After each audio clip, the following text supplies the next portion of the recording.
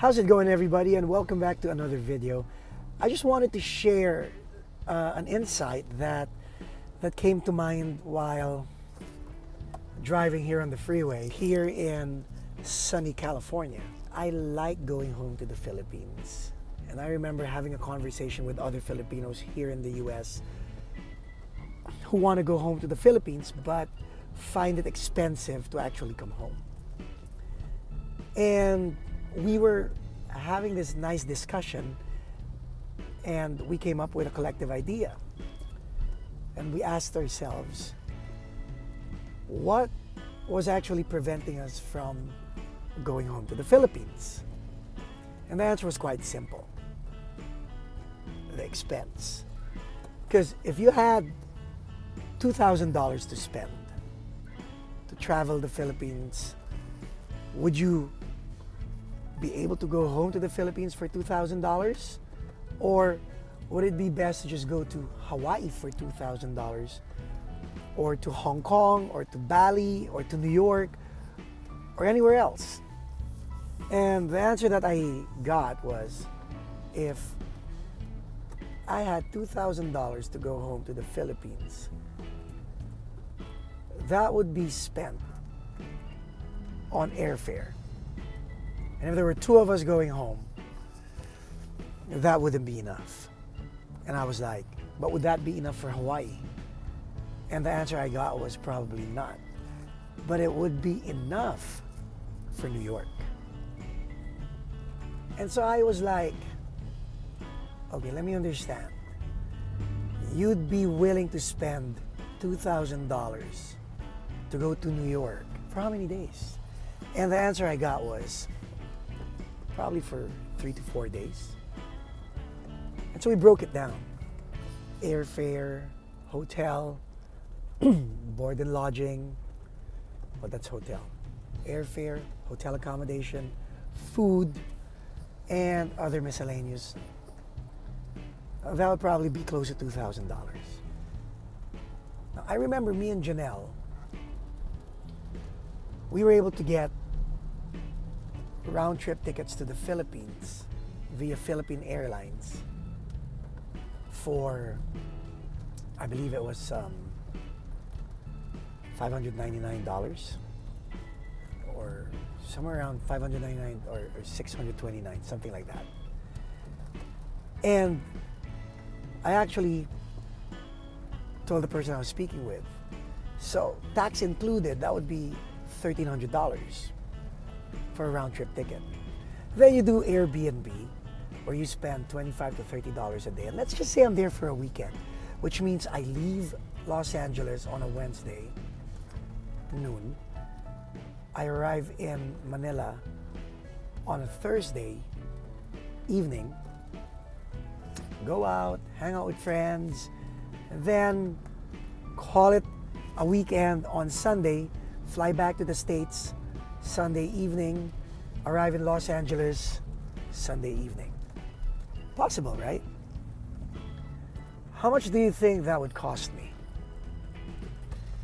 And my friend had no idea. My friend said probably expensive, because the tickets, you might get the tickets cheap, but how much for everything else? And I was like, well, based on my experience, Airbnb only costs around $25 a day. So if I'm there on a Thursday night, so we're looking at Thursday night, Friday night, Saturday night, 3 nights. So that's $75.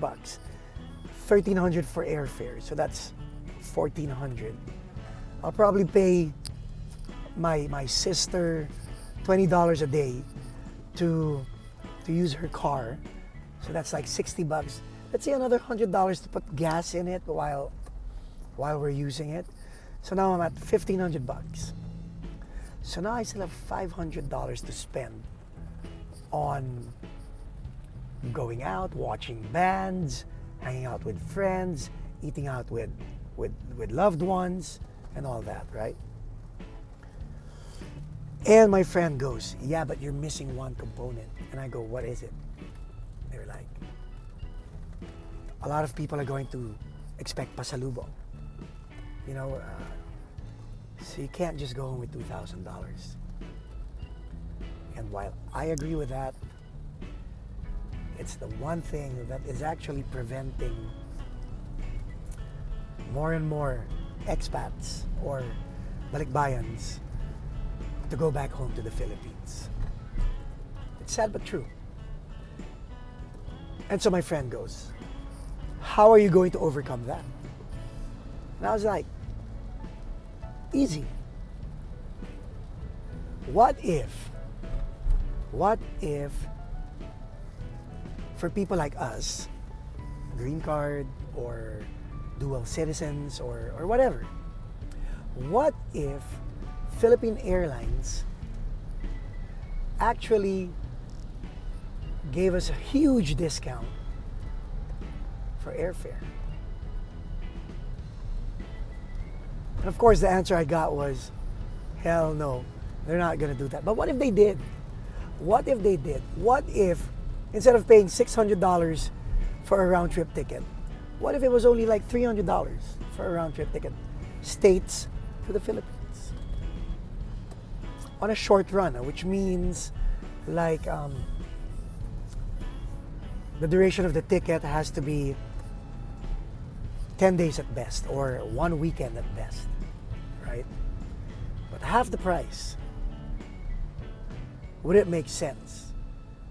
And the answer I got was, I'd do it. Okay, fine. But the question now is, would Philippine Airlines agree to that? And so I was thinking, what if Philippine Airlines tied up with the Department of Tourism, right? Wherein the DOT, the Department of Tourism, actually subsidized our airfare.